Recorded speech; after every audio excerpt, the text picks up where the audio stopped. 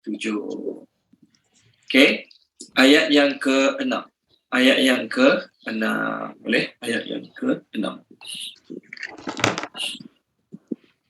Muka surat 587, ayat yang ke-6. Surah Al-Infitar. Baca doa sikit. Bismillahirrahmanirrahim. Rabbi shrah li sadri wa yassir li amri wahlul 'uqdatam min lisani yafqahu qawli. Rabbi yassir wa la tu'assir wa tammim bil khair. Ya Fattah wa bika nasta'in. Subhanaka la ilma lana illa ma 'allamtana innaka antal alimul hakim. Allahumma anfa'na bima 'allamtana wa 'allimna ma yanfa'una wa zidna ilma walhamdulillahi rabbil alamin. Okey. Muka surat 587, surah Al-Infitar, ayat yang ke-6. Ayatnya berbunyi, Ya ayyuhal insan ma gharraka bi rabbikal karim. Okey, itu ayatnya. Okey, ya ayyuha wahai. Ya ayyuha wahai. Al-insan manusia. Al-insan manusia. Okey. Al-insan manusia. Ma apakah? Gharraka yang telah memperdayakanmu. Gharraka yang telah memperdayakanmu. Bi dengan Rabbika Tuhanmu. Rabbika Tuhanmu. Al-Karim yang maha mulia. Al-Karim yang maha mulia. Karim. Okey, ayat pertama kita. Tolong terjemahkan dia, Tuan Haji Ishak, boleh ayat pertama kita?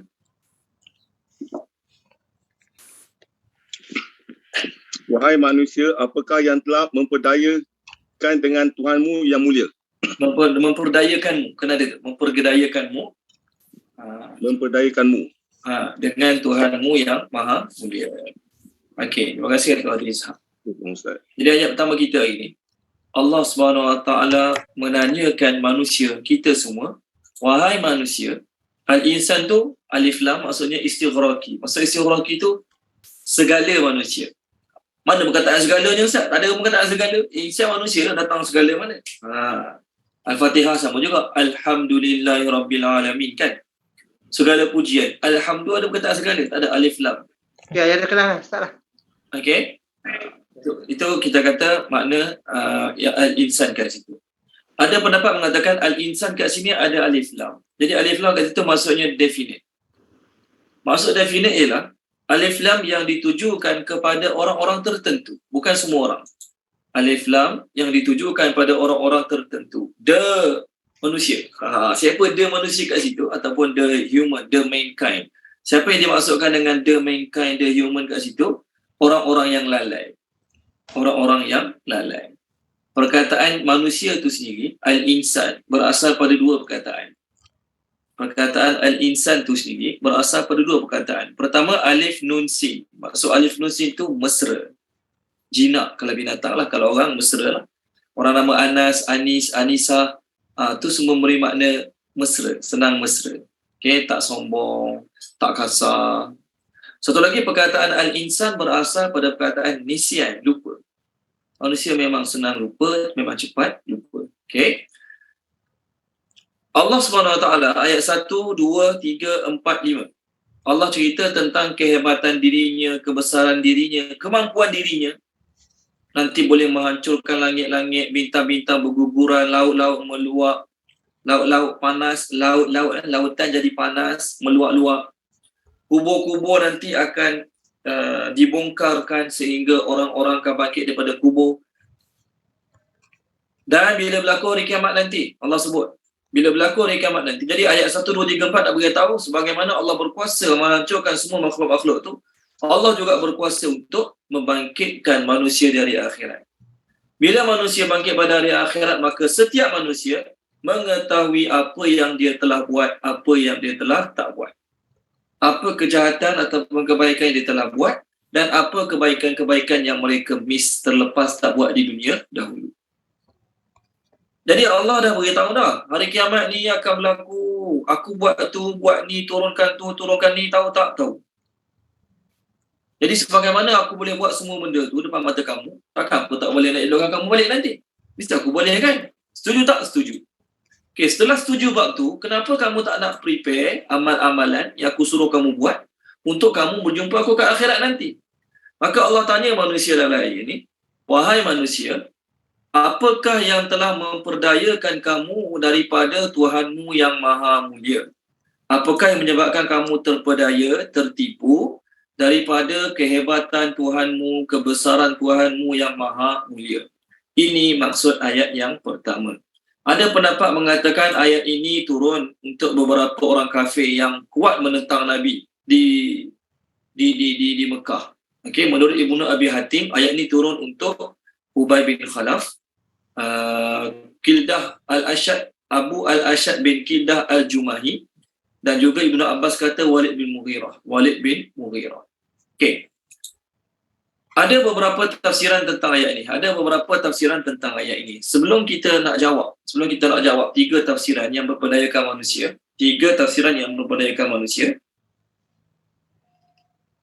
Ada perkataan menipu yang jelas penipuan dia.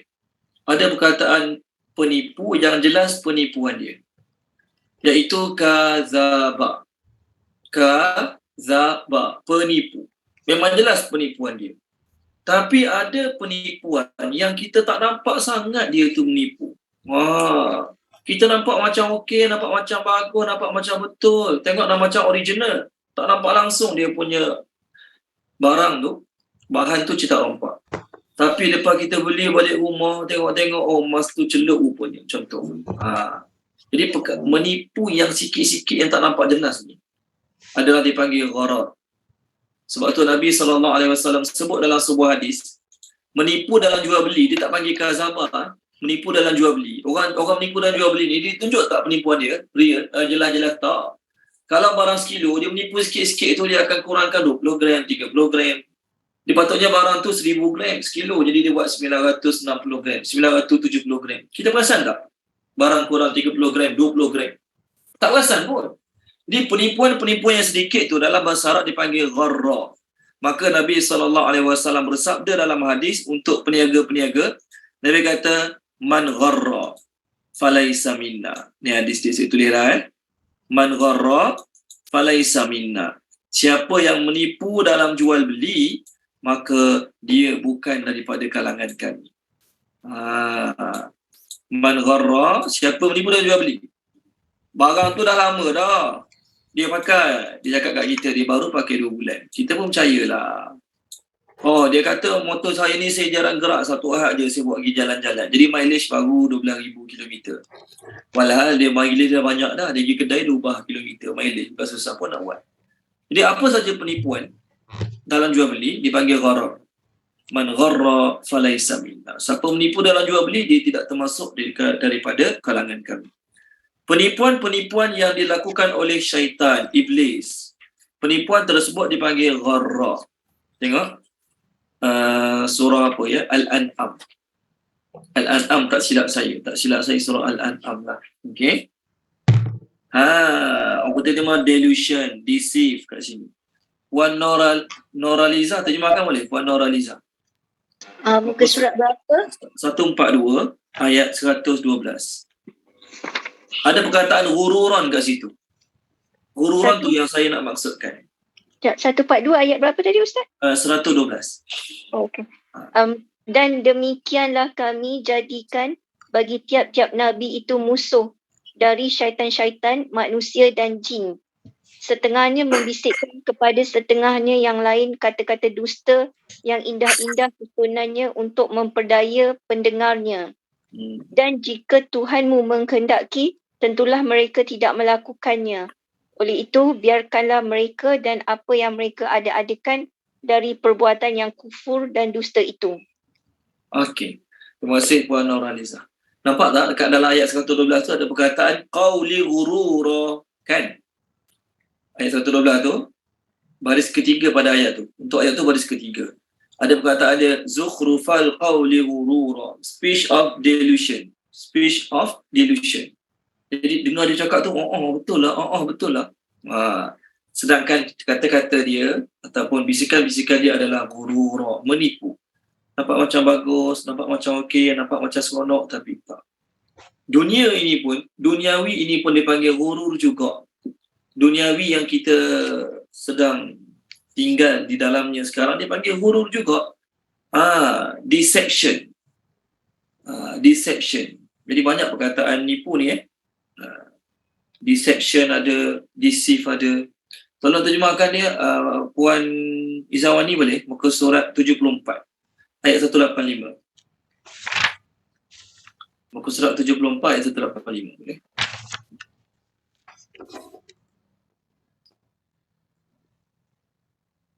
Bismillahirrahmanirrahim. Tiap-tiap yang bernyawa akan merasai mati. Hanya pada hari kiamat sahajalah akan disempurnakan balasan kamu. Ketika itu, sesiapa yang dijauhkan dari neraka dan dimasukkan ke dalam syurga, maka sesungguhnya dia telah berjaya. Ingatlah bahawa kehidupan di dunia ini meliputi segala kemewahan dan pangkat kebesarannya, tidak lain hanyalah kesenangan yang memperdayakan. Terima kasih Puan Izawani. Kehidupan dunia ni dan segala keindahan yang kita tengok dalamnya, tak kisahlah keindahan alam tu sendiri ke, keindahan barang-barang yang kita miliki ke, apa saja, semua tu adalah tipu daya yang keindahan yang memperdayakan, gurur, deception kat sini. Jadi Allah SWT cakap pada kita dalam ayat ni lah, wahai manusia, kamu dah tahu ada Allah, kamu dah tahu ada akhirat, kamu dah tahu ada hari kebangkitan, tapi apa sebab kamu masih lagi terpedaya, masih lagi tak nak ikut apa Allah suruh, masih lagi tak nak buat persiapan untuk menuju hari kebangkitan yang Allah Ta'ala suruh kita buat persiapan. Maka ada 3 jawapan. Apa yang berpedaya manusia? Ada 3 jawapan. Boleh? Kalau hadis Nabi mengenai ayat ini, ada seorang sahabat nama dia Ghalib Al-Hanafi meriwayatkan bahawasanya Rasulullah SAW masa baca ayat ni, Nabi baca, ya ayyuhal insan ma gharraka bi rabbikal karim. Maka Nabi jawab, gharrahu al-jahlu. Gharrahu al-jahlu. Maksudnya kejahilan, kebodohan yang telah memperdayakan dia. Kata-kata Nabi lah dalam ayat ni. Maksudnya kebodohan dia dan kejahilan dia yang telah menyebabkan dia terpedaya dengan ayat ini. Jadi adakah ini tafsir pertama? Baik. Apa yang Nabi SAW kata ni adalah penyebab kepada ketiga-tiga tafsiran ayat ini. Boleh saya sebut dulu. Pertama, yang menyebabkan manusia tertipu, tak prepare untuk akhirat, tak beramal untuk akhirat, lepas buat dosa maksiat tak nak bertaubat, tahu tak apa yang menyebabkan manusia tertipu? Sifat karim Allah. Sifat karim Allah tu menyebabkan manusia tertipu. Apa makna karim kat sini? Ya, terjemah karim mulia. Apa makna mulia? Para hukama berkata, seseorang yang mulia itu adalah orang yang tetap berlaku baik pada orang yang berlaku jahat kepadanya. Itu mulia. Orang mengata kat kita kata kat dia balik. Itu biasa kan? Dia kata kita bodoh, kita kata dia bodoh balik. Dia sebut kita binatang, kita kata dia binatang balik. Kenapa awak kata macam tu kat dia? Dia kata kat saya dulu. Tapi orang yang mulia, orang tu kata kat dia, orang tu ejek dia, hina dia, rendahkan dia, dia diam. Itu kemuliaan. Itu lambang kemuliaan. So Allah mulia tak? Kalau ikut penerangan tadi, mulialah. Kita dah buat Allah sakit hati hari-hari. Kita buat Allah murka hari-hari. Kita buat Allah marah hari-hari. Orang kafir setiap masa, setiap saat memurkakan Allah. Allah setiap masa, setiap saat nak marah kat dia orang sampai nak hancur langit bumi. Tapi Allah masih belum mengambil tindakan. Mulia ke tak? Mulia lah tu. Contoh orang kafir ni, contoh lah ni. Bukan contoh lah. Memang betul. Bukan contoh. Allah Ta'ala punya marah pada orang kafir. Tengah marah Allah tu sampai langit-langit bumi, gunung nak hancur, nak pecah. Tapi orang kafir masih boleh makan macam biasa, berjalan macam biasa, bernafas macam biasa. Hebat tak? Sedangkan Allah berkuasa mampu untuk pergi mati terus. Pergi hancur terus. Kerana kemuliaan Allah tu. Tengok surah apa yang nak sebut. Surah Maryam. Kalau baca Puan Nazakiyah boleh? Surah Maryam. Surah Maryam. Yang marah Allah Ta'ala. Muka surat 309. 311. Muka surat 311. Boleh Puan Boleh. Nazaki. Ayat 88 sampai 92. 309 ni Ustaz. 311. 311. Ayat 88 sehingga 92. 92. A'udzubillahi minasyaitonirrajim. Dan mereka berkata, Allah yang Maha Pemurah mempunyai anak. Sesungguhnya kamu telah membawa sesuatu yang sangat mungkar. Hampir sahaja langit pecah dan bumi terbelah dan gunung ganang runtuh kerana ucapan itu. Kerana mereka menganggap Allah yang Maha Pemurah mempunyai anak. Dan tidak mungkin bagi Allah yang Maha Pemurah mempunyai anak. Okey. Terima kasih Puan Zakia untuk ayat. Sama-sama. Allah Ta'ala kata, bumi hampir nak pecah, langit nak terbelah, gunung-gunung nak hancur. Kalau Allah nak lepas marah dia, anytime Allah lepas memang habislah hancur kita semua. Kenapa Allah marah sangat tu? Sebab ada orang zina, ya Allah marah orang zina. Sebab ada orang mencuri, ya Allah marah orang mencuri. Tapi tahap marah Allah terhadap orang berzina, mencuri, minum arak tidak sama dengan tahap kemurkaan Allah pada orang yang mengatakan Allah ada anak. Sebab tu dosa paling besar dosa syirik. Dalam surah Luqman Allah berfirman, inna syirka la zulmun azim. Syirik itu adalah kezaliman yang paling besar. Walaupun ada orang mencuri, rompak, zina, minum arak, judi, dosa besar semua tu. Tapi lagi besar adalah menyebutkan Allah dengan mengatakan Allah ada siri, Allah ada anak. Tapi walaupun punya ramai buat sakit hati, ya Allah, buat marah Allah, ada yang pijak Quran lah, ada kata Nabi Muhammad macam-macam lah kan. Hari ni, bukan zaman dulu, zaman ni pun ada. Adakah Allah terus mengazab mereka? Adakah Allah terus membinasakan mereka? Berapa ramai orang yang bunuh orang Islam tanpa alasan yang sesuai, tanpa alasan munasabah, bunuh orang Islam, halau orang Islam, hanya semata-mata nak lariskan penjualan senjata, sanggup bunuh orang ramai. Allah marah tak? Allah marah. Tapi Allah ambil tindakan tak? Allah tak ambil tindakan. Allah tidak memberi balasan kepada mereka kerana kemuliaan Allah. Kemuliaan Allah, Allah tidak mengambil tindakan pada kita yang hari-hari buat dosa, hari-hari buat Allah marah ni. Itu lambang kemuliaan Allah. Jadi, ayat ni tafsiran dia ialah, Allah banyak nama kan? Allah banyak nama, tapi Allah pilih nama Al-Karim dalam ayat ni. Kerana apa? Manusia banyak yang tertipu dengan sifat karim Allah Subhanahu Wa Taala. Manusia banyak tertipu dengan sifat karim. Kita ada bos baik, kita tertipu dengan kebaikan bos kita. Tak apa, bos kita tak marah. Kita dah lambat dia tak marah, kita tak perform kerja dia tak marah. Jadi kita merasakan bos kita baik, bos kita tak ambil tindakan, bos kita tak marah, kita boleh buat suka hati. Tiba-tiba dapat surat tu, berhenti terus. Padam ke? Contoh. Sama lah juga, Allah tak ambil tindakan pun tak ada aku dah lama tak semayang. Aku dah lama buat dosa sekian. Aku dah lama tak bayar zakat. Aku relax je, tak buat tu, tak buat ni. Okay, boleh hidup. Jadi manusia tertipu dengan kemuliaan Allah. Allah SWT sebut dia sifat ghafur, dia sifat afuun, dia sifat tawab, pengampun, pemberi maaf, penerima taubat. Untuk apa tahu sifat-sifat ni? Ini lambang kemuliaan Allah. Untuk buat orang yang berdosa, orang yang banyak maksiat sebelum ni agar jangan putus asa. Boleh taubat. Tapi ada manusia yang tertipu dengan sifat-sifat Allah ni, sebelum buat dosa, dia kata apa? Tak apa, kita buat je dulu dosa. Sifat-sifat Allah tadi, Allah Ta'ala nak sampai kepada manusia, agar manusia yang berdosa, yang sebelum ni buat dosa maksiat, jangan putus asa, awak masih hidup, awak masih ada harapan untuk minta ampun kepada Allah Ta'ala. Itu point dia. Tapi ada orang yang ditipu, merasakan, tak apa, kita buat je dulu dosa maksiat. Nanti lepas buat dosa maksiat, kita taubatlah. Allah Ta'ala akan maha menerima taubat. Ataupun, tak apa. Selagi kita hidup, kita masih ada peluang untuk taubat. Jadi nantilah kita taubat. Ini yang pertama. Jadi jahil tak orang macam ni? Jahil lah. Sebab tu Nabi sebut, hadis yang saya sebut tadi, Nabi kata orang tu tertipu kerana menipunya oleh kejahilan. Kejahilan lah buat dia tertipu dengan sifat Allah yang karim tersebut. Kejahilan lah yang menyebabkan dia rasa tak apa buat dosa maksiat. Kenapa tak apa buat dosa maksiat?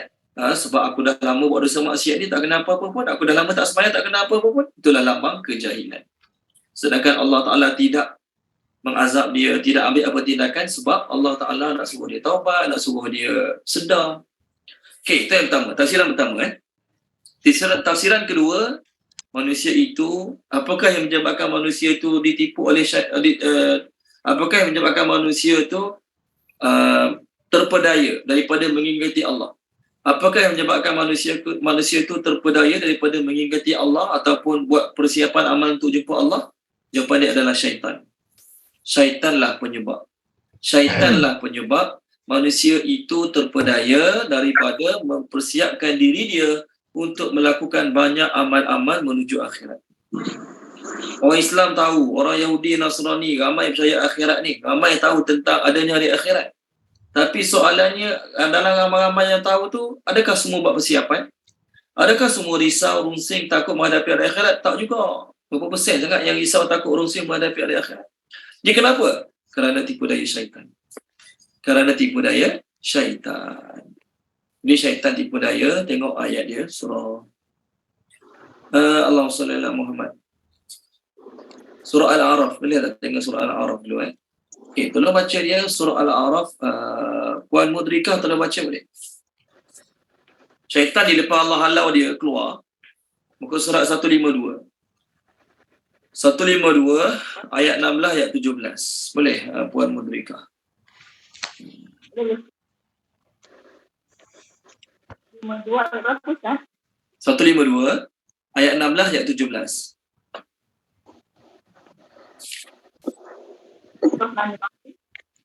Jawab. Kerana engkau telah menghukum aku tersesat. Maka aku akan selalu daripada jalanmu yang lurus. 17. Kemudian pasti aku akan mendatangi mereka daripada depan, belakang, kanan dan kiri mereka. Dan engkau tidak akan mendapat. Okey, terima kasih Puan Mudrika. Syaitan kata pada Allah Ta'ala, Iblis syaitan sama. Oleh kerana kau hukum aku sesat, aku akan menghalang mereka daripada jalanmu yang lurus. Aku akan datang kau depan, kau kiri, kau belakang, sehingga kau akan mendapati kebanyakan mereka tidak bersyukur. Sebahagian dia yang betul-betul bersyukur amal perintah Allah. Yang lain semua tak boleh harap. Itu maksud kata-kata syaitan pada Allah Ta'ala. Satu ayat lagi, tolong baca Puan Aliza Ali boleh? Muka surat 288. 288. Okey, ayat 63, 64. Bismillahirrahmanirrahim. Dia Allah berfirman, pergilah, tetapi barang siapa di antara mereka yang mengikutimu, maka sesungguhnya neraka Jahannamlah balasan kamu semua sebagai pembalasan yang sempurna.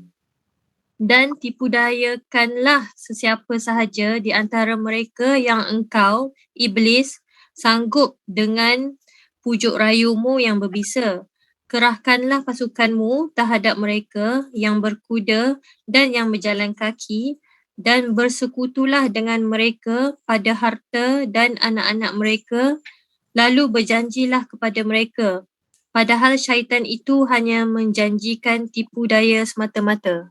Terima kasih Puan Aliza Ali. Nampak? Syaitan menipu daya manusia. Saya nak share hadis. Ya minta sama sahabat tolong mute kan. Untuk sahabat-sahabat baru masuk, kita sekarang sedang menafsirkan surah Al-Infitar. Minta semua sahabat tolong mute kan boleh? Kita sekarang sedang menafsirkan surah Al-Infitar. Idza sama'un fatarat. Muka surat 587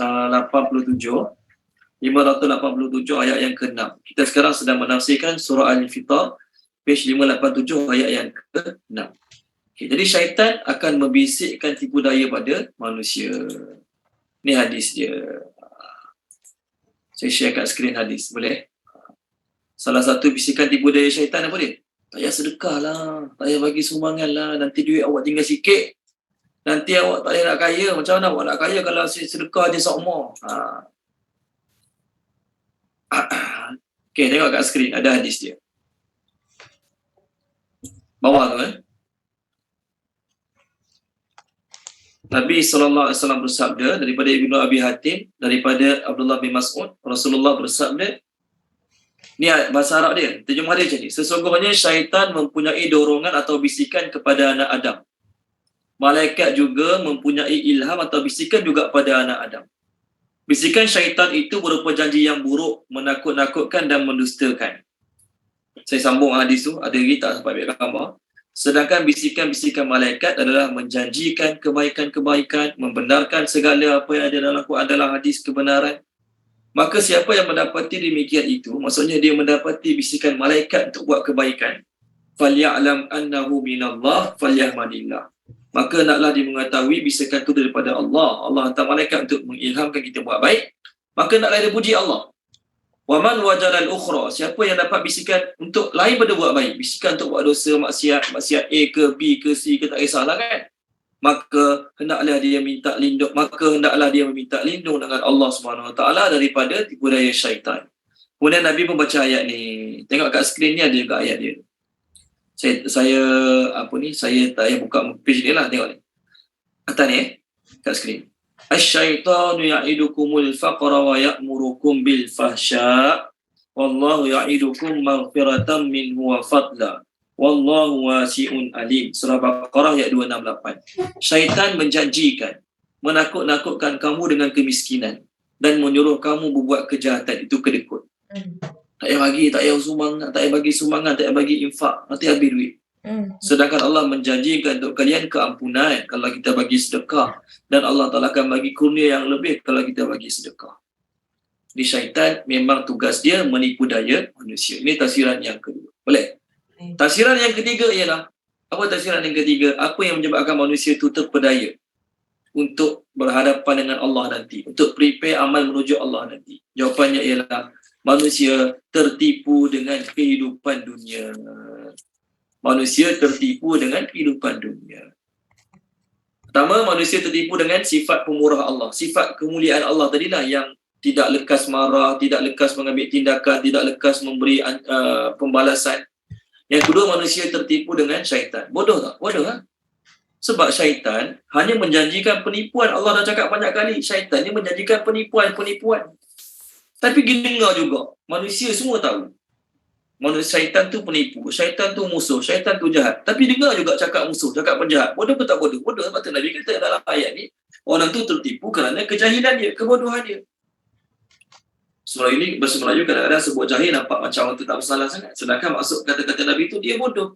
Kenapa bodoh? Dah tahu syaitan musuh, syaitan yang akan bawa dia kepada neraka, dia dengar juga dengan syaitan. Itu maksud kebodohan. Yang ketiga ialah mereka ditipu daya oleh duniawi. Tadi Puan Izawani dah baca, ayat dia berbunyi, "Wamal hayatud dunya illa mata'un ghurur." Tidaklah duniawi itu dan segala keindahan yang ada di dalamnya melainkan kesenangan yang memperdaya. Dunia ini adalah kesenangan yang memperdaya. Memperdaya siapa? Kita semua. Kita semua terpedaya dengan kesenangan dunia. Okey? Allah bagi duniawi untuk kita bersyukur, tapi kita tertipu dengan duniawi Allah bagi. Kita guna duniawi tersebut untuk membuat Allah Ta'ala murka pada kita. Tengok muka surat 131. Tolong baca Tuan Haji Nasruddin boleh? 131. Surah 131 Ustaz. Ayat? Ya, ayat 32. Ayat 32. 131.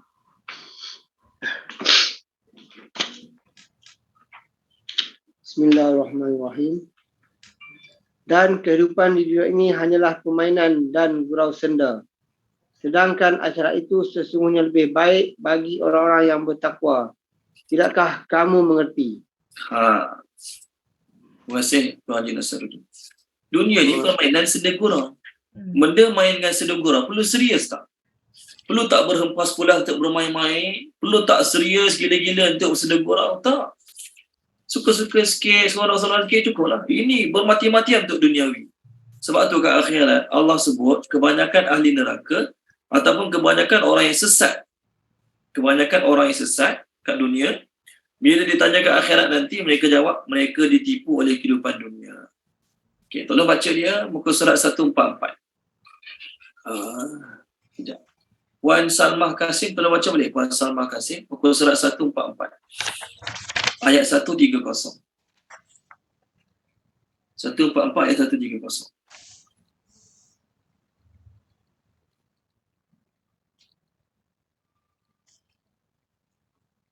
Ada? Puan Salma Kasim ada?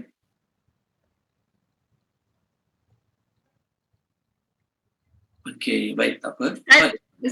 Sorry. Ayat berapa Ustaz?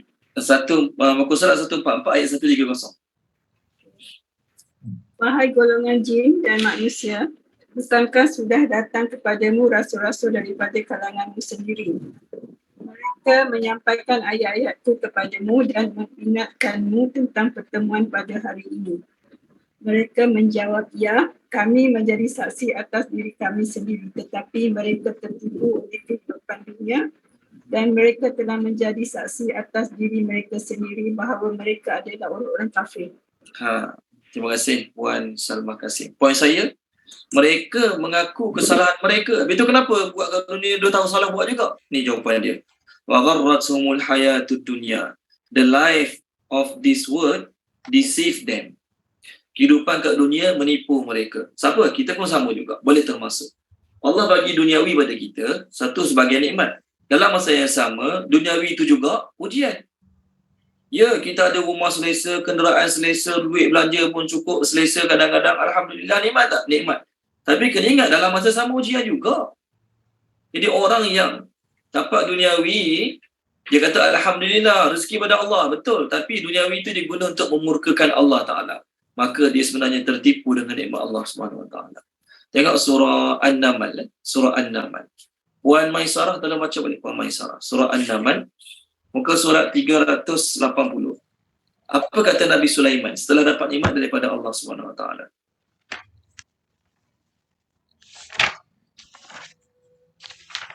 Muka surat 380 ayat 40. Ayat 40. Okay. Auzubillahiminasyaitonirrajim. Seorang yang mempunyai ilmu dari kitab berkata, aku akan membawa singgasana itu kepadamu sebelum matamu berkedip. Maka ketika dia, yakni Sulaiman, melihat singgasana itu terletak di hadapannya, dia pun berkata, ini termasuk karunia Tuhanku untuk mengujiku. Apakah aku bersyukur atau mengingkari nikmatnya? Barang siapa bersyukur, maka sesungguhnya dia bersyukur untuk kebaikan dirinya sendiri. Dan barang siapa yang ingkar, maka sesungguhnya Tuhanku Maha Kaya, Maha Mulia. Okey, terima kasih Puan Maisarah. Tengok ni kata-kata Nabi Sulaiman. Ini adalah nikmat Tuhanku, betul? Semua dia dapat, semua dia yakin daripada Allah, betul lah kan? Kita pun sama juga. Dia siapa bagi? Allah bagi, Allah bagi. Duit banyak bagi, Allah bagi, betul? Rumah selesa, kenderaan selesa, siapa bagi? Allah bagi, betul lah. Tapi sedar tak itu juga ujian daripada Allah. Rumah yang selesa, kenderaan yang selesa, duit yang banyak, Allah nak tengok kamu bersyukur tak? Kamu guna nikmat tu untuk menyukakan Allah, mendapatkan redha Allah ataupun menyebabkan Allah Ta'ala lagi murka pada kamu. Banyak lagi ayat Quran macam ni yang menunjukkan bahawasanya manusia tertipu oleh kehidupan dunia. Khairan, orang Islam hari ni tahu ada akhirat, tahu. Yakin tak ada akhirat? Yakin. Kalau tak yakin, masalah iman dia. Percaya tak ada syurga dan neraka? Percaya. Percaya tak amal akan dihisap? Percaya. Percaya tak kalau buat dosa maksiat kena azabkan akhirat? Percaya. Tapi bagaimana manusia boleh buat dosa maksiat? Kerana mereka tertipu dengan Allah pemurah, tak apa. Allah Maha Mulia, tak apa. Nanti taubat Allah ampun. Okey? Apa lagi? Alah, kita muda lagi, kita tak mati lagi, kita teruskan je lah buat dosa dulu. Nanti dekat mati baru kita taubat. Tahu dah tak boleh, tapi dunia itu seronok, dunia itu indah, dunia itu mempersonakan. Buat je lah dulu. Ambil je lah dulu. Rembat je lah dulu. Nanti kita taubat. Nanti kita taubat. Nanti kita minta apa pada Allah Ta'ala. Orang musyrikin Mekah, mereka tahu Nabi itu betul. Tahu. Tapi apa sebab tak nak ikut Nabi itu? Allah sebut, wa gharratsumul hayatud dunya. Ini saya baca. Tengok muka surat, tak apalah, kita minta sahabat kita baca, boleh? Orang yang, muka surat 136. 136 tolong baca dia. Saya rasa semua dah baca. Tuan Haji Zuhairi tolong baca, boleh Tuan Haji Zuhairi? Boleh Ustaz, sekejap. 136 ayat 70. Ayat 70 ya. Ayat tu panjang, baca sikit je. Saya nak dengar perkataan tertipu tu je. Okay, saya bacalah. Tinggalkanlah orang-orang yang menjadikan agamanya sebagai permainan dan gurau senda dan mereka telah tertipu oleh kehidupan dunia. Kata ya? Yes, cukup. Terima kasih Tuan Haji Zuhairi. Itu je poin kita. Tinggalkanlah orang-orang yang menjadikan agama ni senda gurau dan bahan permainan. Sedangkan dunia ni sedengura bahan permainan. Tapi orang-orang ni, agama tu bahan sedengura dan permainan. Maksudnya apa? Buat tak apa, tak buat tak apa. Benda sedengura permainan ni, kita gurau tak apa, tak gurau pun boleh hidup. Main boleh hidup, tak bermain pun boleh hidup. Tapi agama, no. Itu kewajipan. Mesti kena buat. Bukan jenis buat tak apa, tak buat tak apa. Tak ada. Nampak? Jadi orang ni tertipu dengan kehidupan dunia. Memang Allah Ta'ala buat dunia untuk uji manusia pun. Maka manusia ada yang tak tertipu dengan kehidupan dunia, ada manusia yang tertipu dengan kehidupan dunia. Maka Allah Ta'ala tanya soalan pada kita dalam ayat ni, wahai manusia, apa yang menyebabkan, wahai manusia, apakah yang telah memperdayakan kamu untuk kamu dekat dengan Allah yang maha mulia tu? Maka 3 jawapan dia. Pertama, sebab Allah tu baik sangat, kita tak dengar cakap dia, tak apa.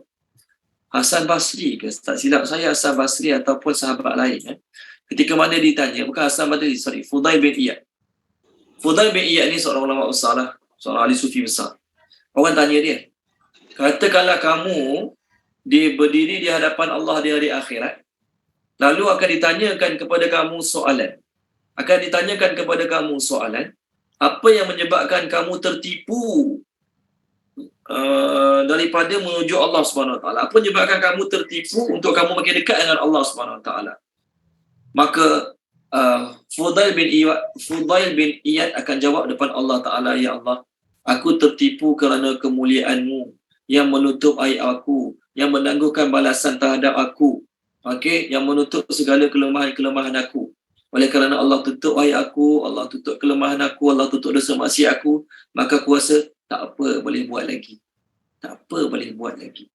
Inilah yang menyebabkan aku tertipu buat dosa lagi.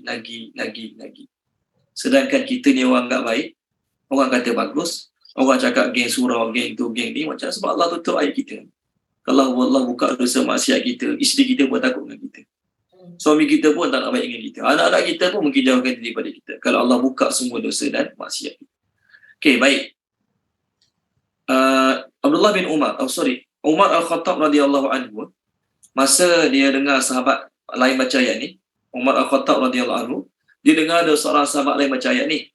Maka Umar radhiyallahu anhu kata, manusia tu dia boleh tertipu, sehingga menyebabkan dia makin jauh pada Allah, ataupun sehingga menyebabkan dia langsung tak prepare untuk buat amal menuju Allah sebab dia jahil. Umar radhiyallahu anhu kata sebab jahil. Samalah kata-kata Umar dengan sabda Nabi tadi. Hakikat penyebab utama yang menyebabkan manusia tertipu daripada Allah tu maksudnya tertipu untuk buat banyak bekalan-bekalan untuk bawa ke akhirat menuju Allah adalah kejahilan. Sebab kejahilan itulah sanggup buat dosa maksiat dengan alasan tak apa, Allah tak marah. Allah Ta'ala tak bagi azab pun, kita dah lama buat dosa. Yang kedua, syaitan ajak, syaitan asuk, main buat je. Yang ketiga, kerana duniawi yang indah, yang mencantikkan ini menyebabkan dia tak pandang dah akhirat yang selalu diingatkan oleh Allah dan Nabi kepada dia. Apa saya nak baca tadi? Sayyidina Umar radhiyallahu anhu dia kata manusia itu jahil. Lalu kejahilanlah, kebodohanlah yang menyebabkan manusia itu tertipu sehingga menyebabkan dia makin jauh daripada Allah. Maka Sayyidina Umar Al-Khattab baca ayat ni. Hari kita jumpa lagi surah tu. Surah Al-Ahzab. Tolong baca dia surah Al-Ahzab, Tuan Haji Ishak Kasim boleh? Surah apa Ustaz? 427. Ayat 72. 427 ayat 72.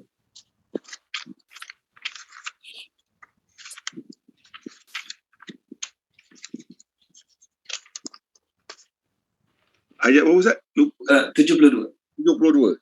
Ya. Sesungguhnya kami telah menawarkan amanat kepada langit, bumi dan gunung-gunung.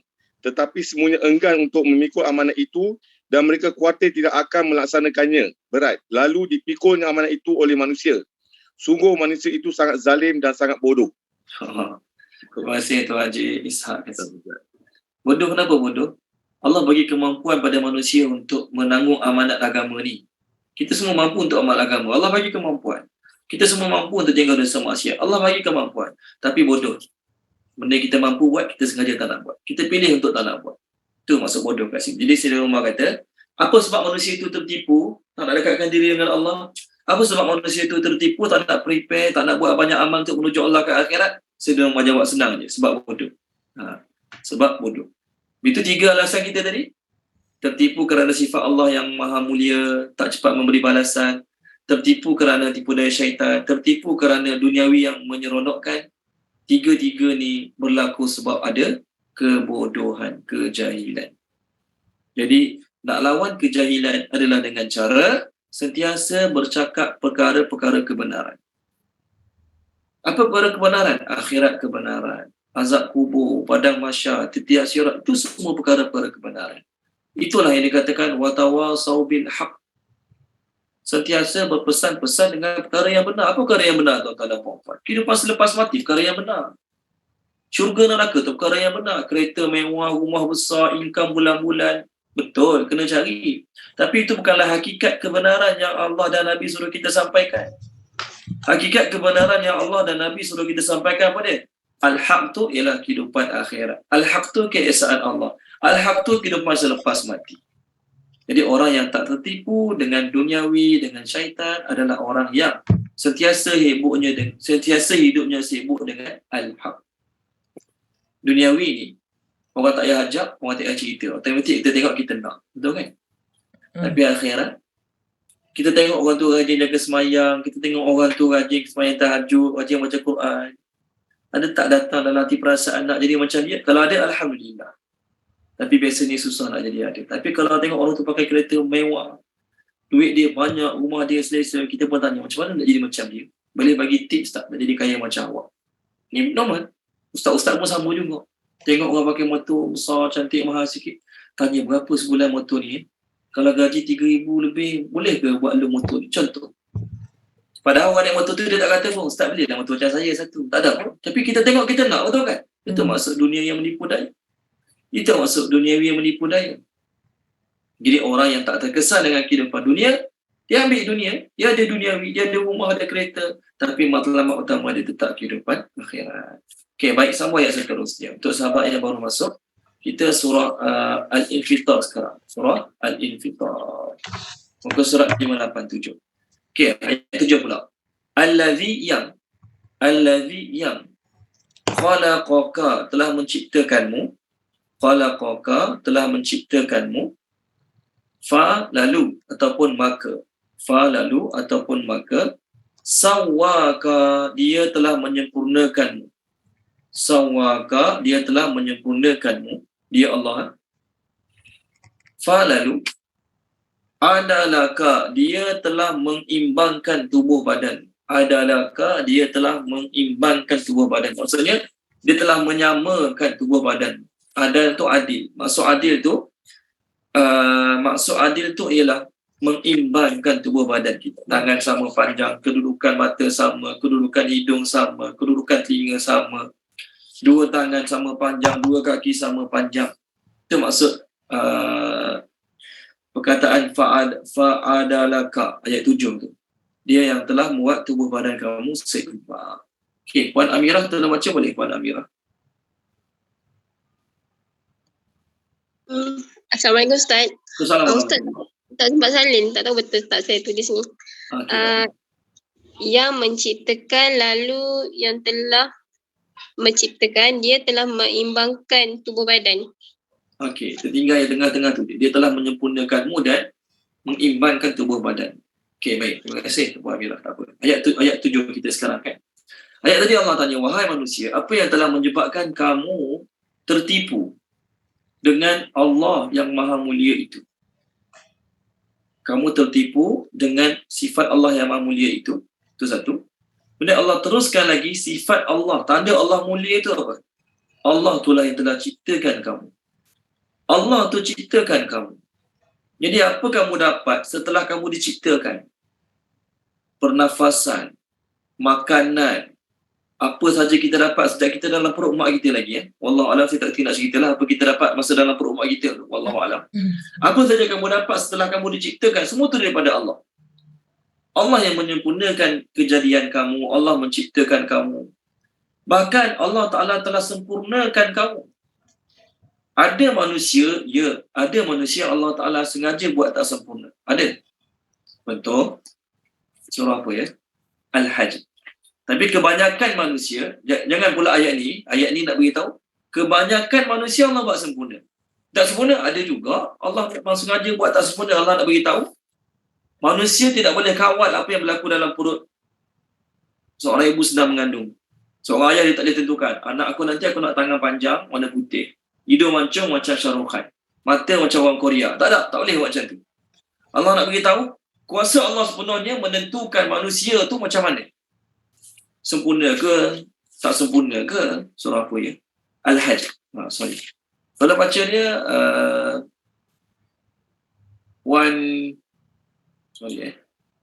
Wan Noralizah. Kalau baca boleh. Surah Al-Hajj. Muka surat berapa? 332 ayat 5. 332 ayat 5.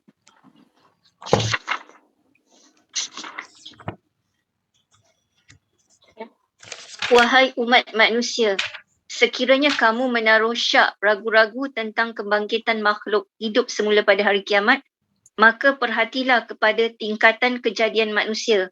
Kerana sebenarnya kami telah menciptakan kamu dari tanah, kemudian dari setitik air benih, kemudian dari sebuku darah beku, kemudian dari seketul daging yang disempurnakan kejadiannya dan yang tidak disempurnakan. Kami jadikan secara yang demikian kerana... Cukup Puan. Seketul daging yang disempurnakan kejadian dia dan seketul daging yang tidak disempurnakan kejadian dia. Betul kan? Ada tak? Ya. Ada. Lahir tak ada kaki sebelah, lahir tak ada tangan sebelah, lahir mata tutup sebelah.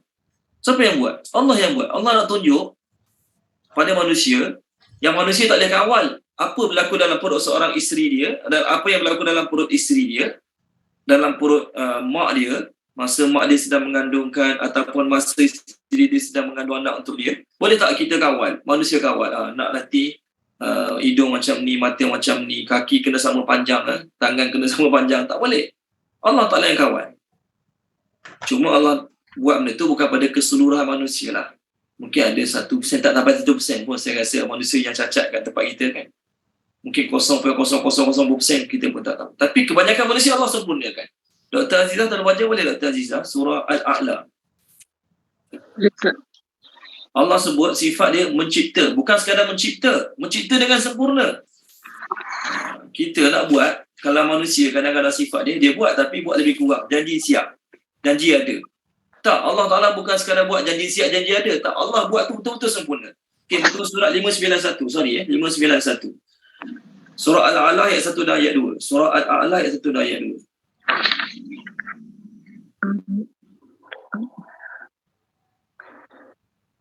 A'udzubillahi minasyaitonirrajim. Allah sucikanlah ya. Yes, betul. Sucikanlah. Dan sucikanlah nama Tuhanmu yang maha tinggi, yang ini daripada segala sifat kekurangan. Ayat 2, yang telah menciptakan makhluknya lalu menyempurnakannya. Terima kasih Dr. Azizah. Allah bukan sekadar mencipta manusia, tapi Allah buat dengan sempurna. Dalam diri manusia ni, kalau kita mengkaji apa yang ada dalam diri manusia, seolah-olah sebuah kilang yang ada lebih pada 1000 pekerja. Seolah-olah. Ni ulama-ulama tulis dah ni, saya pun tak kerti nak terang sangat. Ni saya share kat skrin, apa yang ada dalam badan kita yang Allah kata sempurna ni. Saya hanya share dan saya boleh baca walaupun saya tak faham. Boleh Dr. Azizah? Dr. Azizah mungkin boleh tolong Dr. Azizah ahli lah dalam bab ni. Nampak ke kat skrin? Sahabat? Sahabat-sahabat nampak kat skrin? Nampak Tengok Manusia adalah makhluk Allah yang paling sempurna. Dalam tubuh manusia ada trilion sel yang satu selnya hanya berukuran sekitar 0.003 mm. Tetapi memiliki cara kerja yang sungguh mampu mengalahkan robot ciptaan manusia tercanggih sekalipun. Badan kita ni lah. Satu sel manusia saja terdiri daripada unsur-unsur yang sangat detail. Setiap satu tu ada dia punya cabang-cabang dia. Cabang-cabang dia kita panggil branch ataupun orang putih panggil apa satu kata tadi saya tengok. Minta maaf banyaklah orang putih tak ingat mana sangat. Dendrite betul kan? Dendrite, D-E-N-D-R-I-T-E-S. Betul Dr. Azizah? Dendrite kan? Betul, dendrites. Dendrite itu untuk sel yang ada cabang-cabang itu, dendrite. Okey. Di antara unsur-unsur dendrite itu adalah sitoplasma sebagai penghasil protein. Saya cakap je lah ni, saya pun tak faham apa dia. Ada juga granula yang berbentuk biji unsur ribosom, merupakan pusat penghasil protein. Badan Golgi, the Golgi apparatus, yang berfungsi mengaktifkan enzim dalam sel. Lisosom. Cukuplah baca kat situ dulu. Kat skrin ni banyak lagi ni. Makin banyak saya baca, makin nampak macam saya profesor pula nanti. So nak cerita, manusia ni sempurna. Sangat-sangat sempurna. Bahkan sel manusia ni sentiasa berganti. Tengok apa yang disampaikan oleh Profesor Dr. Abdul Aziz Abdul Rahim. Dia cakap dalam otak kita ni ada banyak sel, dia kata. Mana ni? Ni. Kalau tuan-tuan type kat YouTube, Understand Quran and Salah the Easy Way, keluar muka dia. Ni muka dia. Bagus sangat penerangan dia. Nama dia Dr. Abdul Aziz Abdul Rahim. Dia nak beritahu kita ni Allah buat boleh hafal banyak perkara sebenarnya. Ni, manusia ada 100 juta sel neuron. Setiap satu tu ada lebih kurang 20,000 cabang dia. Lepas tu tak tahulah macam mana nak cerita ni. Ni adalah otak saja ni. We have too much capacity untuk hafal Quran, untuk hafal benda-benda penting, untuk ingat benda-benda besar, untuk ingat benda-benda yang masa kecil dulu tu. Masa kecil kadang-kadang ada benda kita boleh ingat. So dia kata apa, sel-sel kita ni kalau tak guna dia akan cepat mati. So dia kata dalam video dia tu, use it or lose it. Gunakan dia ataupun sel tu akan mati begitu saja. So dia kata gunalah sel-sel tu yang Allah Ta'ala ciptakan tu untuk menghafal ayat Quran. Wallahu alam. Mungkin doktor-doktor boleh terangkan lagi detail tentang isi-isi yang ada dalam manusia ni. Makanan kita makan, macam mana proses tu jadi najis, keluar, peluh. Sangat hebat ciptaan Allah Subhanahu Wa Taala. Walaupun manusia boleh buat klon hari ni kan, dia buat klon manusia, klon binatang, tapi tetap tak sama macam yang Allah Ta'ala ciptakan. Allah buat manusia ada perasaan sedih, gembira, ada hari yang seronok, ada hari tak seronok. Boleh ahli sains buat perasaan macam tu pada klon yang mereka buat? Tak boleh. Okay? Terima kasih buat Tuan Haji Zahiri sebut subhanallah. Dia kalau dengar daripada doktor sendiri, ahli sains sendiri lagi power. Sebab kita ni tak reti nak speaker. Allah sebut apa tahu dalam Quran? Wa fi anfusikum afala tubsirun. Pada diri kamu saja kamu tak tengok ke? Pada diri kamu saja.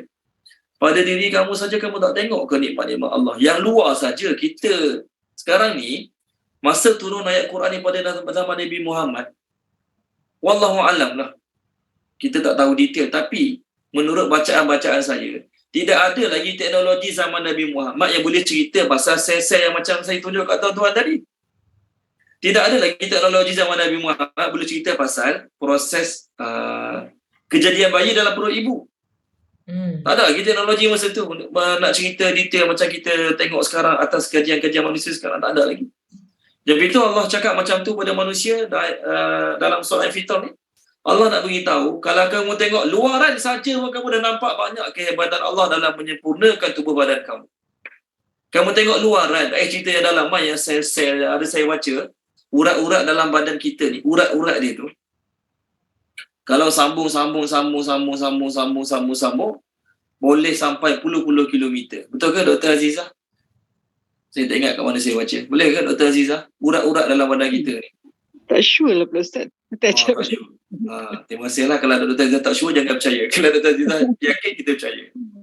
Saya pun main baca-baca je. Wallahualam. Tapi yang cukup, ya? Maybe lah agaknya. Maybe lah. Okay, jadi kalau maybe lah pun kita jangan percaya lagi. Okay. Apa maksud saya nak sampaikan? Luaran saja pun dah cukup untuk menunjukkan betapa Allah menyempurnakan kita. Dan ada satu tempat saya baca, dia kata Allah buat manusia ni sama. Fa'adalat tu Allah Ta'ala buat kita sama. Sama mata, sama telinga, sama panjang tangan, sama panjang jari kanan dengan jari kiri. Allah buat sama dari sudut pandangan mata kasar. Sedangkan kalau kita kaji dengan teliti lagi, sebenarnya terlalu banyak perbezaan antara mata kanan dan mata kiri. Orang yang kena scan mata untuk buka pintu ke apa, saya tak lupa nama dia. Kalau biasa dia guna scan guna mata kanan, tiba-tiba guna mata kiri, lain jadi. Betul Dr. Azizah? Yang tu betul. Itu kena percayalah sebab Dr. Azizah cakap betul. Contoh, ya. betul-betul symmetrical lah. I mean body parts tu tak ada betul-betul symmetrical, yang betul-betul exactly sama lah. Cap jari pun dah cukup tahu. Dah cukup untuk bukti ni. Betul kan? Cap jari kita. Betul-betul. Cap jari kita, kanan kiri beza. Walhal kita jari sama panjang je. Itu pun ada beza. Mata kanan, mata kiri pun ada beza. Tuan-tuan dan puan-puan. Jadi kalau nak bincang kehebatan Allah pada tubuh badan kita, ya Allah, tak boleh bincang sebenarnya. Boleh bincang tapi sama-sama ahli dia lah. Sama-sama ahli. Saya Google urat saraf manusia sepanjang 100,000 kilometer, boleh keliling satu dunia. Oh ya ke? Tuan Haji Zahiri, Masya Allah. Semula kuat sikit. Dia punya urat saraf manusia dalam tubuh manusia ni sepanjang 100,000 kilometer.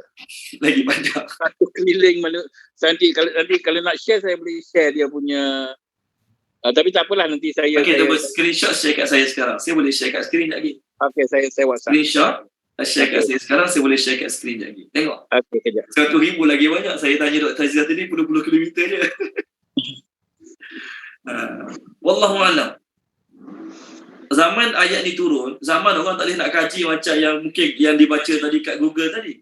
Maksudnya luaran saja dah cukup hebat tak? Cuba tengok surah Allahumma salli ala Muhammad, surah apa? Okey, saya dah share. Okey, nanti saya share kat sini. Terima kasih Tuan Haji Zahiri. Tolong baca dia, Puan Izzawani boleh? Surah Az-Zariyat. Allah sebut, wa fi anfusikum afala tubsirun. Pada diri kamu tak tengok ke kehebatan Allah pada diri kamu? Muka surat 521. 521 ayat 20 dan 21. 20 dan 21.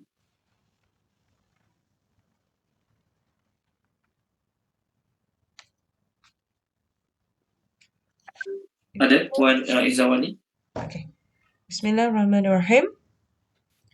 Dan di bumi terdapat tanda-tanda yang membuktikan keesaan dan kekuasaan Allah bagi orang yang yakin. Dan juga pada diri kamu sendiri, maka mengapa kamu tidak mahu melihat serta memikirkan dalil-dalil dan bukti itu? Okey, terima kasih Puan Izzawani. Dekat langit, kat bumi banyak tanda-tanda kehebatan Allah. Okeylah, kamu mungkin tak mampu nak mengembara ke seluruh bumi, mengembara ke alam-alam yang ataupun ke langit-langit yang tinggi. Okey, kamu tak mampu nak pergi mengembara ke seluruh dunia untuk tengok kebesaran Allah. Wa fi anfusikum. Pada diri kamu sendiri dah banyak kebesaran Allah, kehebatan Allah. Okey, ini yang di-share tadi oleh Tuan Haji Zuhairi. Insya-Allah. Okey, panjang pembuluh darah manusia 100,000 kilometer. Setara 2 kali keliling bumi, masya-Allah. Okey, terima kasih Tuan Haji Zahiri. Jadi ini diriwayatkan oleh Encik Google. Nak terima tak nak terima, terpulanglah. Okey. Mungkin kalau kita baca-baca mendalam lagi kajian-kajian ahli sains, masya-Allah. Allah Ta'ala dia buat sesuatu sangat dipanggil apa ya? Teliti. Bayangkan, sebabkan teliti itulah berbeza cop jari kanan dengan cop jari kiri, kerana teliti itulah. Teliti ni bahasa Arab panggil atqana. Bahasa Arab panggil teliti ni atqana. Alif, ta, qaf, nun. Melayu panggil apa? Tekun. Kalau baca Puan Nur Zakiyah boleh? Puan Zakiyah. Atqana, surah apa ya Atqana? Surah Al-Qasas baca saya. An-Namli ke An-Namli Al-Qasas. Sudah Kita cari je itu surat. Kita dah refer ayat tu banyak kali dah sebelum ni. Muka surat ni 384.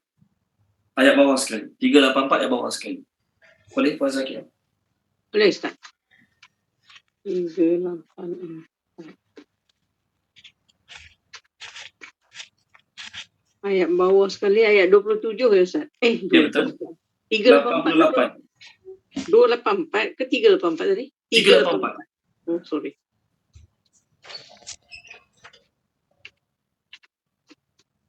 Ayat 88. A'udzubillahi minasyaitonirrajim. Dan engkau akan melihat gunung ganang yang engkau menganggap tetap di tempatnya, padahal ia berjalan seperti awan. Iaitu ciptaan Allah yang menciptakan dengan sempurna segala sesuatu. Sesungguhnya dia maha teliti dengan apa yang kamu lakukan. Atqana tu ada perkataan dia. Wa taral jibala tahsabuha jamidatan wa hiya tamurru marra sahab. Sunallahi alladhi atqana, perfect all things. Atqana tu bahasa Arab panggil atqana, berasal pada perkataan itqan, Melayu panggil tekun. Insya-Allah. Jadi tuan-tuan dan puan-puan, kehebatan Allah ni sebenarnya tak terkira, tak terhitung kehebatan dia. Cuma kita dapat kaji, tak dapat kaji kita tak tahu. Masa saya belajar dululah, ustaz saya cerita kat Pakistan. Ni pelajar-pelajar doktor kat Pakistan biasalah menghadapi suasana ni. Kalau nak tahu lagi boleh tanya Tuan Haji Nasaruddin. Anak dia 2 orang doktor. Belajar kat Pakistan ke mana Tuan Haji Nasaruddin? Pakistan kan anak belajar? Bangladesh. Bangladesh. Masya Allah. Kat Pakistan ni, universiti yang mengajar doktor dia, okay, hospital dia, biasalah berlaku blackout kat hospital ni. Jadi dia kata ada seorang doktor Pakistan ni, ada seorang doktor luar bukan Islam, jadi doktor kat situ. Dia tengok kawan dia doktor Pakistan ni, bila bersin dia sebut Alhamdulillah. Dia kata, apa faedah sebut Alhamdulillah tu? Kalau dapat makan ke, saya biasalah dengan orang Islam dapat makan, dapat duit, dapat pergi berjalan, sebut Alhamdulillah tu saya biasalah. Tapi bersin sebut Alhamdulillah ni apa faedah dia ni? Doktor ni cakap kat kawan dia kata, doktor juga, mak ayah aku ajar sejak kecil lagi, kalau bersin sebut Alhamdulillah. Ni dia ajar. Satu hari, dua doktor ni dekat hospital, ada pesakit yang dia panggil apa ya, Dr. Azizah, yang kena letak kat dada dia 2 biji macam iron tu. Dr. Azizah dia panggil apa tu? Letak kat dada tekan tu. Orang tu dekat nak mati tu. Defibrillator. Apa dia? Defibrillator nama dia. Tu nama dia. Saya tak nak sebut, takut bunyi lain. Betul kan? Maksudnya orang tu dia punya yang sebelum dia jadi dia kan naik turun kan? Dia punya. Apa dia Dr. Azizah? Tak dengar Dr. Azizah apa dia? Dr. Azizah boleh ambilkan balik apa Dr. Azizah sebut tadi, saya tak dengar. Mesin yang DC shock. BC shock. Cardiac shock. Yang naik turun tu kan. Jadi dia kata, dia cerita tu lah Ustaz saya cerita. Jadi tiba-tiba hospital tu blackout. Bila hospital tu blackout, jadi benda tu tak boleh nak function lah, nak letak atas kat hospital kita, walaupun blackout masih ada kuasa lain lagi kan, backup. Zaman dulu Pakistan mana ada backup macam kita ni. Jadi bila blackout tak boleh nak guna benda tu, maka orang yang tadi sedang sesak tadi, nyawa dia hampir-hampir nak habis tadi, dia terbersin. Orang tadi lah, pesakit tadi dia terbersin. Maka oleh kerana dia terbersin, dia punya BC shock dia tadi yang hampir nak straight dah naik balik. Kesan daripada terbersin. Maknanya bersin ni seolah-olah charge balik kita punya jantung. Bersin ni seolah-olah charge balik kita punya jantung. Apa komen Dr. Azizah pasal bersin? Dr. Azizah? Dia kalau macam kalau kita batuk kuat pun kadang-kadang, tapi jangan sampai hard to stop betul-betul lah. Mungkin dia ada sikit lah. Ya, betul. Bukan dah betul-betul mati tak ada apa-apa kan? Totally stop. Yes. Even kalau kita batuk kuat pun boleh. Batuk boleh, bersin pun sama lah ya, Dr. Azizah? Ya. Macam charge balik jantung kita lah kan, betul kan? Possible, ya boleh. Tapi jarang lah selalu Ustaz. Jarang apa? Jarang berlaku lah. Normally kalau dia stop tu, unless dia memang pressure tu memang really really strong pressure lah, nak start balik, nak orang kata apa ni, nak start balik lah dia punya heartbeat tu. Masya Allah. Terima kasih Dr. Azizah. Ni cerita lah saya dengar, wallahualam. Tapi sebab tu setiap kali bersin sebut Alhamdulillah. Kerana apa? Peranan bersin tu sangat bagus untuk badan kita. Kita dia tak tahu. Ni tuan-tuan Google lah kelebihan bersin. Nabi sebut bila bersin jangan tahan. Bersin jangan tahan. Nabi sebut ada. Nak bersin jangan tahan. Sunat kita tahan apa tahu? Menguap sunat tahan. Kalau kita ngantuk kan, nak buka mulut seluar-luar macam gajah, sunat tahan menguap. Tapi bersin jangan tahan. Terus lepas bersin sebut Alhamdulillah. Ada satu Ustaz. saya dengar cerita bersin tu itself, macam kita keluarkan penyakit-penyakit ada dalam tubuh badan kita juga. Macam something like that jugalah rasanya. Saya pernah dengar lah. Betul tak betul Allah alam jugalah. Allah alam. Okey. Terima kasih Tuan Haji Zuhairi. Okey. Tu contoh-contoh lah kehebatan Allah buat pada tubuh badan manusia. Okey, kita kalau kita ahli sains, masya-Allah, kita mungkin boleh cerita dengan lagi terperinci. Kita bukan boleh. Kita mungkin disebabkan ilmu sains ni juga ramai orang-orang yang mengkaji akhirnya dapat hidayah. Dia mengkaji kehebatan ciptaan Allah ni, akhirnya dia menemui Allah Subhanahu Wa Taala.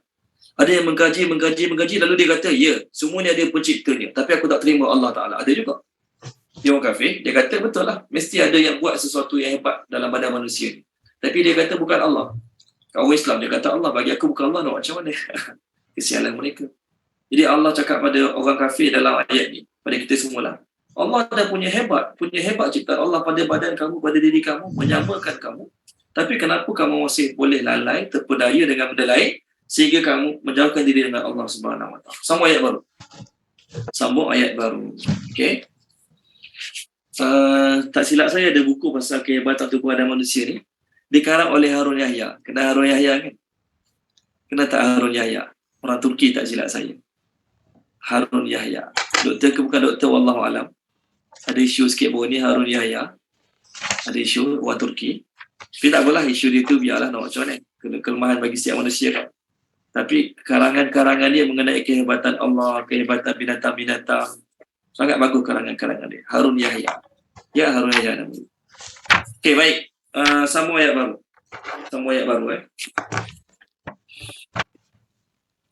Mana ayat baru ni? Sorry, saya hilang buku surat dah. 587 Ustaz. 587, sorry. Okay, 587, sorry. Ayat nombor 8. Fi pada ayyi suratin, apa sahaja bentuk. Terjemah ayyi suratin, apa sahaja bentuk. Ayyi surah, apa sahaja bentuk. Fi pada ayyi suratin, apa sahaja bentuk. Ma apa yang sya'a dia mahu, rakabak dia menyusunmu, rakabak tu susun, dia menyusunmu. Okey, tolong terjemahkan ayat baru kita. Puan Alizali terjemahkan balik, Puan Alizali, ayat nombor 8 ni. Bismillahirrahmanirrahim. Dalam bentuk apa sahaja yang dikehendaki, dia menyusun tubuhmu. Terima kasih Puan Alizali. Patutnya ayat ni kita baca tadi, saya dah terangkan tadi. Sorry ayat ni saya dah terangkan. Patutnya kita terjemahkan 2 ayat sekali, 7 dengan 8, tapi tak apalah. Allah sebut, Allah menciptakan kamu, Allah menyempurnakan kamu, Allah menyamakan tubuh badan kamu dalam apa saja bentuk yang dia nak. Allah nak buat mata kita kecil sebelah ke, telinga kita panjang sebelah ke, lubang hidung tak sama besar, contohlah. Itu semua kehendak Allah Ta'ala, manusia tak mampu nak halang apa Allah nak buat. Walaupun orang tu anak raja, anak orang paling kaya kat dunia, tapi Allah nak buat wajah dia nampak lain pada orang. Mata sepek sebelah, telinga kecil sebelah, kaki pendek sebelah, jari tak cukup satu, contohlah. Apa saja dia nak, dia akan susun manusia macam mana dia nak. Dia akan susun manusia sebagaimana dia nak. Kat mana Allah susun kita? Kat mana Allah buat rupa bentuk kita? Allah buat rupa bentuk kita dalam rahim-rahim ibu kita. Ada dalil dia. Tolong baca dia. Puan Mudrikah, tolong baca oleh Puan Mudrikah. Muka surat 50. Muka surat 50. Okey. Ayat 6. Muka surat 50 ayat 6. Boleh tak? Tolong baca. Ya. Muka surat 50 ayat 6. Bismillahirrahmanirrahim. Dialah yang membentukmu dalam rahim untuk yang dia kehendaki. Tiada Tuhan yang maha perkasa lagi maha bijaksana. Okey, terima kasih Puan Mudrika. Dialah Allah yang shape you, bagi bentuk pada kamu. Nak buat rangka besar ke, panjang ke, tinggi ke, terpulang pada dia. Dia yang menentukan segala-galanya untuk buat apa saja bentuk rupa kamu dalam rahim ibu kamu. Alhamdulillah, walaupun kamu tak ada kuasa untuk buat bentuk kamu sendiri semasa kamu dalam perut ibu kamu, tapi Allah tu, dia pilih untuk buat kamu dengan sempurna, dengan sama tubuh badan. Dia yang pilih. sebagaimana dia kehendaki. Jadi kamu kena bersyukur pada Allah. Jadi Allah yang buat kamu sempurna tubuh badan, mata sama, telinga sama, hidung sama. Kenapa kamu masih lagi tidak bersyukur pada Allah, lalu kamu menjadikan Allah sebagai matlamat hidup kamu? Tapi kesian, sangat-sangat kesian. Orang Islam sendiri pun menjadikan duniawi sebagai matlamat. Duniawi sebagai matlamat. Allah Ta'ala ada masa usaha beramal untuk Allah. Ada masa hari ini tak baca Quran langsung, hari ini tak zikir langsung, hari ini tak ingat Allah langsung, hari ini tak ada masa angkat tangan langsung berdoa pada Allah, tak rasa apa-apa pun. Kesian sangat orang Islam macam tu. Okey, baik, sambung ayat baru. Sambung ayat baru. Yang ni patutnya kita terjemah tadi. Penerangannya tadi sekali tapi saya terlupa. Maafkan saya lah. Okey. Setiap kali Allah Ta'ala nak suruh kita beramal, setiap kali Allah nak suruh kita beramal, Allah Ta'ala akan ungkit nikmat-nikmat ni. Allah Ta'ala akan ungkit nikmat-nikmat ni untuk kita mengenang nikmat Allah Ta'ala. Untuk kita mengenang nikmat Allah Ta'ala. Nikmat ada 3 tuntutan. Pertama, kena ingat, kenang. 3 tuntutan nikmat. Sebab tu ingatlah ketika banyak Quran. Ingatlah ketika. Yang kedua, kena bersyukur terhadap nikmat Allah Ta'ala. Yang ketiga, nikmat Allah Ta'ala kena ceritakan. Ni kita sedang cerita ni nikmat Allah pada diri kita. Wa amma bi ni'mati rabbika fahaddis. Nikmat Allah pada kamu ceritakan. Apa tujuan dia? Supaya orang dengar makin bersyukur. Kita yang bercakap pun kita makin bersyukur. Bukan saya bercakap maksudnya saya dah sempurna tahap syukur saya. Tuan-tuan bukan ustaz tak sempurna. Tak. Saya pun ada tahap syukur yang belum sempurna lagi. Jadi kita cerita nikmat Allah pada orang. Bukan nak belagak sombong. Saya tengok ada nikmat dia. Bukan. Kita cerita nikmat kita pada Allah agar kita makin bersyukur pada Allah Subhanahu wa Ta'ala. 3 tuntutan nikmat, saya ulang balik, kena selalu ingat. Yang kedua, bersyukur. Ketiga, kena ceritakan. Kerana bila kita ceritakan, maka orang akan ingat nikmat Allah pada dia. Surah apa? 150. Tengok 150 boleh? 150. Maafkan saya. 150. Tolong baca dia Puan Salmah Kasim. 150. Ustaz. Ayat bawah sekali tak silap saya. Bukan 150, maafkan, 151. Sorry, 151. Ayat mana Ustaz? Ayat 11. 151 ayat 11. Dan sesungguhnya kami telah menciptakan kamu, kemudian membentuk tubuhmu, kemudian kami berfirman kepada para malaikat, bersujudlah kamu kepada Adam, maka mereka pun bersujud kecuali Iblis. Ya, Iblis tidak termasuk antara mereka yang bersujud. Okey, terima kasih Puan Salmah Kasim. Ini ringkaslah. Allah ciptakan kamu. Allah buat bentuk kamu. Nikmat tu.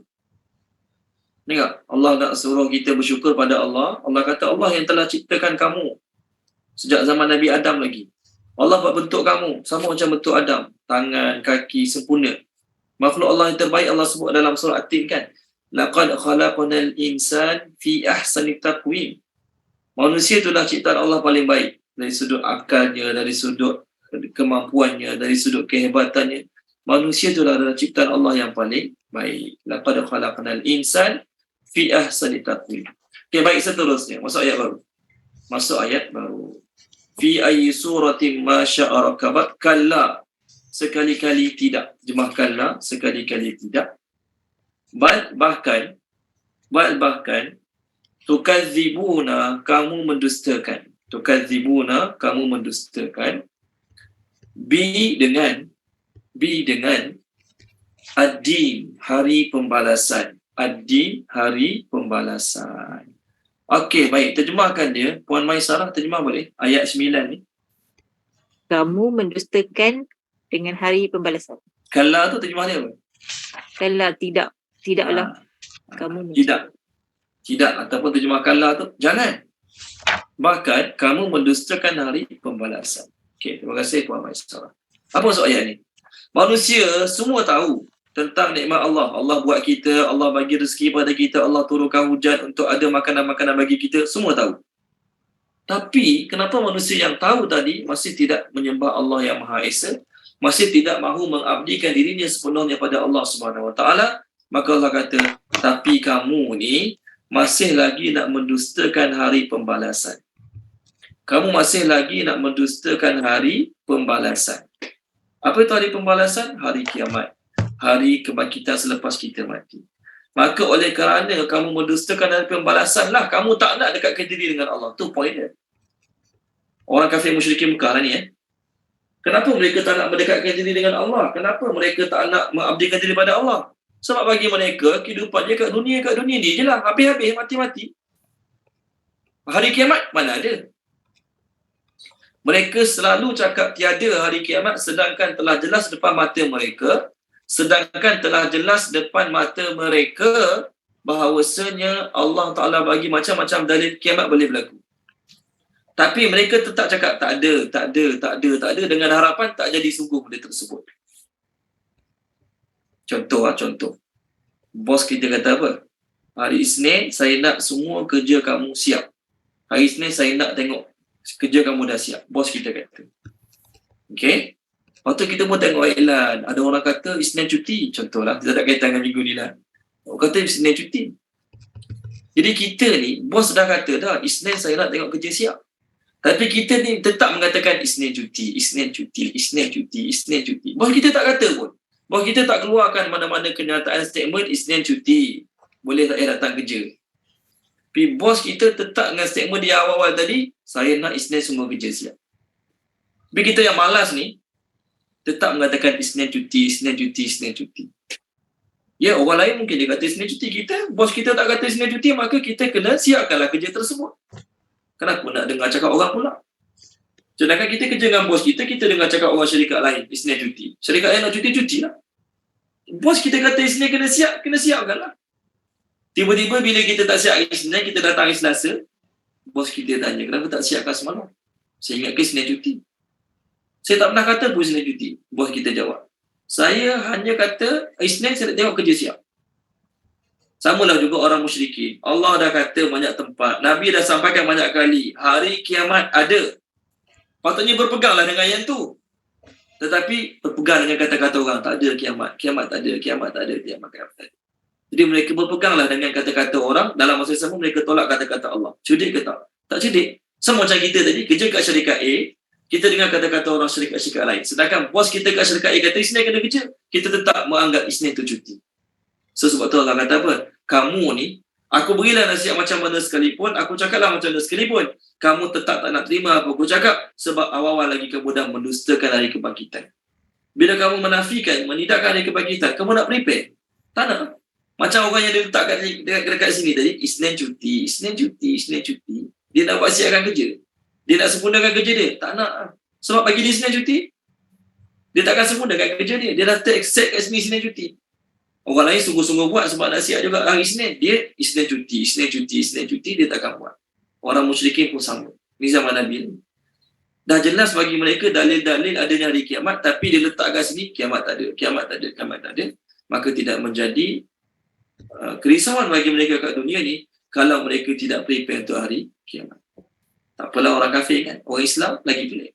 Yakin adanya hari kiamat, yakin adanya hari pembalasan, yakin adanya hari manusia akan dihisap di soal siasat oleh Allah Ta'ala pada hari akhirat. Tapi masih lagi tidak membuat sebarang persiapan menuju Allah Ta'ala. Itu lagi pelik. Orang kafir tak prepare, tak pelik. Orang kafir tak prepare sebab bagi mereka tak ada akhirat. Macam mana? Mereka tak nak percaya. Tak pelik. Yang peliknya orang Islam yang yakin ada akhirat tapi tak prepare juga. Okey, baik, seterusnya. Kita berhabis 2 ayat lagi, 3 ayat lagi, boleh? Ayat 10, 11, 12. 10, 11, 12 ni cerita pasal 4 sifat malaikat, boleh? Dan inna sesungguhnya alaikum ke atas kamu la benar-benar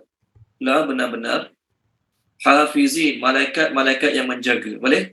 Hafizin, malaikat yang menjaga. Ayat 11, kiraman yang mulia, katibin yang menulis, ya'lamuna mereka mengetahui, dalam kelas kita dulu saya selalu beritahu, bila nampak satu perkataan tu ya kat depan, waw nun kat belakang, mesti tu jemaah mereka.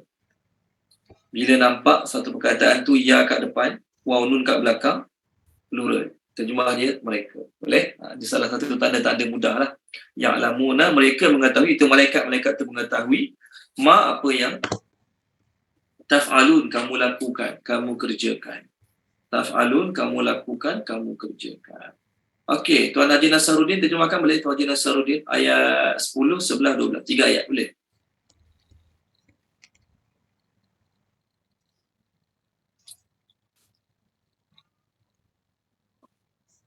Ada Tuan Haji Nasaruddin? Terkeluar ke macam mana? Oh, tak ada. Tuan Haji Zahiri telah baca boleh Tuan Haji Zahiri? InsyaAllah boleh. Ayat 10, 11, 12. Okey. Dan sesungguhnya bagi kamu ada malaikat-malaikat yang mengawasi pekerjaanmu, yang mulia di sisi Allah dan mencatat perbuatanmu. Mereka mengetahui apa yang kamu lakukan. Okey, terjemahkan dia boleh Tuan Haji Zahiri, muka surat sebelum dia, muka surat 586. Kita sekarang 587 kan, 586. Boleh tak? 586. Okey. Okey. 586 ayat 19 sampai 21. 19, 20, 21. Okey. Sesungguhnya Al-Quran itu benar-benar firman Allah yang dibawa oleh utusannya yang mulia, iaitu Jibril, yang memiliki kekuatan, memiliki kedudukan yang tinggi di sisi Allah, yang memiliki arash. Yang di sana, di alam malaikat, ditaati dan dipercayai. Okey, terima kasih Tuan Haji Zahiri. Jadi, ni relate surah kita sekarang dengan surah minggu lepas.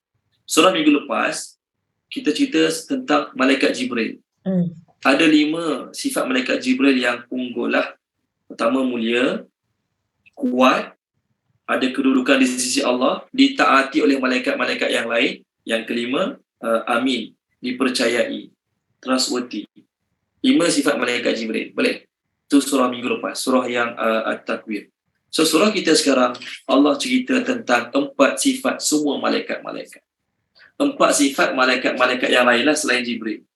4 sifat malaikat-malaikat lain selain Jibril. 4 sifat tu, 4 sifat ni dikhususkan untuk malaikat yang mengawasi kita.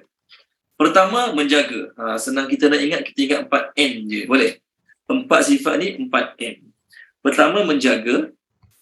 M yang kedua, mulia. M yang ketiga, menulis. M yang keempat, mengetahui. M yang keempat, mengetahui. Okey. Menjaga kat sini ada 2 makna. Menjaga kita nak bincang kat sini adalah, jaga bukannya satu jaga daripada berlaku sebarang musibah. Kita jaga anak kita supaya anak kita tak kena bahaya, tak kena gigit nyamuk, tak kena binatang berbisa. Tu jaga lain. Kat sini jaga, malaikat kat sini maksudnya jaga, sentiasa mengawasi. Orang putih terjemah watcher.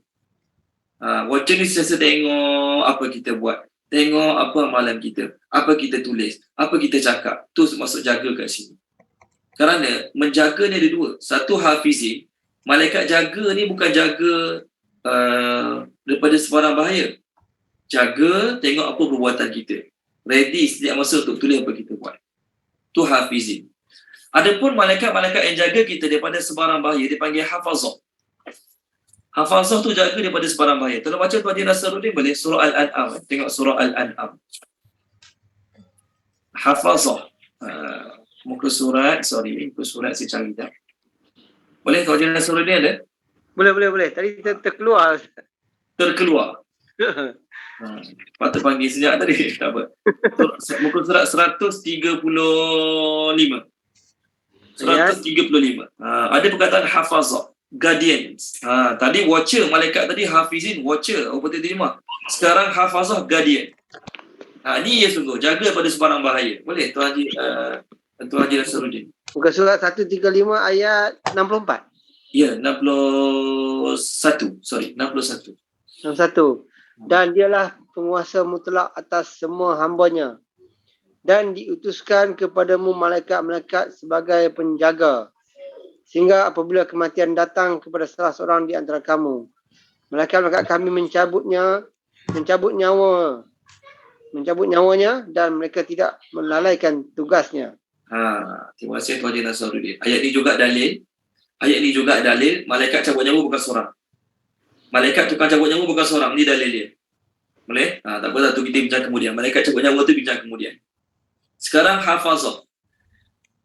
Allah Ta'ala berkuasa atas setiap hamba-hambanya. Lalu Allah menghantar untuk kamu malaikat-malaikat penjaga. Jaga kat sini guardian. Maksudnya menjaga diri kita daripada sebarang bahaya yang Allah tak takdirkan untuk kita. Ramai orang datang nak membinasakan kita, tapi takdir Allah binasa tu tak kena pada diri kita, maka ada malaikat-malaikat jaga kita. Satu lagi ayat, sama macam ni. Malaikat menjaga kita daripada sebarang bahaya. Kalau baca Tuan Haji Ishak Kasim boleh? Surah apa ya? Ar-Ra'du. Surah Ar-Ra'du. Yang orang Melayu panggil apa tahu? Orang Melayu panggil apa malaikat-malaikat ni? Orang Melayu lama lah. Sekarang Wallahu'alam. Muka surat 250. Boleh? 250. Boleh, ayat 11. Baginya manusia ada malaikat-malaikat yang selalu menjaganya bergiliran dari depan dan belakangnya. Mereka menjaganya atas perintah Allah. Sesungguhnya Allah tidak akan mengubah keadaan sesuatu kaum sebelum mereka mengubah keadaan diri mereka sendiri. Dan apabila Allah menghendaki keburukan terhadap suatu kaum, maka tak ada yang dapat menolaknya dan tidak ada pelindung bagi mereka selain dia. Okey, terima kasih Tuan Haji Ishak Kasim. Bagi setiap manusia, bukan orang Islam saja, bukan orang Muslim, mukmin, muttaqin saja, kafir yang macam mana jahat sekalipun, bagi dia ada malaikat-malaikat, they are angel in succession from before him and from behind him. Bagi setiap manusia, bukan orang Islam saja, orang kafir pun ada juga, malaikat-malaikat yang bergilir-gilir menjaga dia daripada perintah Allah. Kat sini ada dua kemungkinan. Satu, jaga daripada sebarang bahaya, musibah. Satu, jaga apa dia buat? Jaga dia. Okey, dia cakap ni, tulis. Dia buat benda ni, tulis. Tengok hadis saya share kat skrin. Tengok hadis saya share kat skrin. Pasal malaikat-malaikat ni lah. Menurut ni tafsir Ibnu Katsir, menurut tafsir Ibnu Katsir, okey. Bagi manusia ni apa atas sekali bagi manusia ada para malaikat yang selalu mengikutinya bergiliran di muka bumi, di hadapan dan di belakangnya. Mereka menjaga atas perintah Allah. Ni Imam Ibnu Katsir kata, maksudnya bagi setiap orang ada malaikat yang bergiliran menjaganya. Ada malaikat jaga siang hari, ada malaikat jaga malam hari. Yang menjaga mereka daripada kejahatan dan kecelakaan. Tengok, malaikat Allah hantar untuk jaga kita.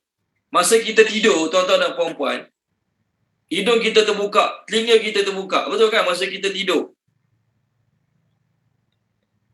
Boleh tak nak masuk semut ke kalau jengkit darah? Masuk semut, masuk serangga, boleh tak? Tak masuk kan? Semut tak masuk, serangga tak masuk. Sekali-sekala kutu babi masuk. Kutu babi sekali-sekala. Masa-masa lain, walaupun kita tidur dalam keadaan telinga kita lubangnya terbuka, hidung kita lubangnya terbuka, tapi Allah pelihara lubang telinga, lubang hidung kita daripada dimasuki sebarang serangga bahaya. Semut datang gigit kaki biasa, pijat datang gigit kaki duduk asrama, pijat penuh kat tilam, gigit kaki, gatal habis kaki, biasa kena kat asrama, tapi tak masuk hidung, tak masuk telinga. Kenapa? Allah hantar malaikat untuk jaga kita. Selain itu, ada juga, tengok ni penerangan kita lah. Selain itu, ada juga malaikat yang bergiliran mencatat perbuatan baik dan buruk. Itu maksud menjaga kat sini, dua-dua ada. Malaikat yang jaga daripada sebarang bahaya dan musibah tadi, orang Melayu panggil apa? Pernah dengar tak orang Melayu dulu panggil apa? Kita bawa kereta, bawa motor, tak ada lampu. Tiba-tiba kereta dia dari belakang, dekat baru dia nampak kereta dia brake. Sikit kita langgar kita. Jadi orang Melayu kata apa tau? Malaikat 44 ke Ustaz? 44, yes. Puan Zakia, malaikat 44. Orang lama-lama biasa dengar malaikat 44 ni. Saya pun tak pernah dengar dulu. Pernah dengar malaikat 44? Generasi-generasi sekarang mungkin jarang dengar. Minta simpang malaikat 44. Orang dulu-dulu kata lah. Inilah ayat dia. Cuma 44 tu main mana saya pun tak tahulah. Mana datang mana malaikat 44 tu. Mungkin 2 siang 2 malam jadi 44 ke, saya tak tahu.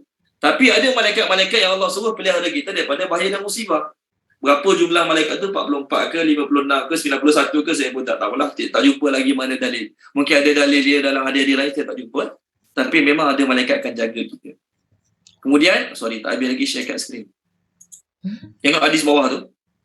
Tengok Jadi manusia tu dikelilingi oleh 4 malaikat siang hari dan 4 malaikat malam hari. Silih berganti. 2 sebagai penjaga, jaga kita daripada sebarang bahaya dan musibah. 2 lagi sebagai pencatat amal perbuatan kita. Sebagaimana disebutkan dalam sebuah hadis, Nabi SAW bersabda, saya baca terjemah dia ni, tengok bawah terjemah bawah dia ni. Malaikat-malaikat selalu mengikuti kalian bergiliran pada malam hari dan siang. Mereka berkumpul pada waktu solat subuh dan solat asar. Malaikat shift malam jaga kita sekarang, subuh esok dia naik.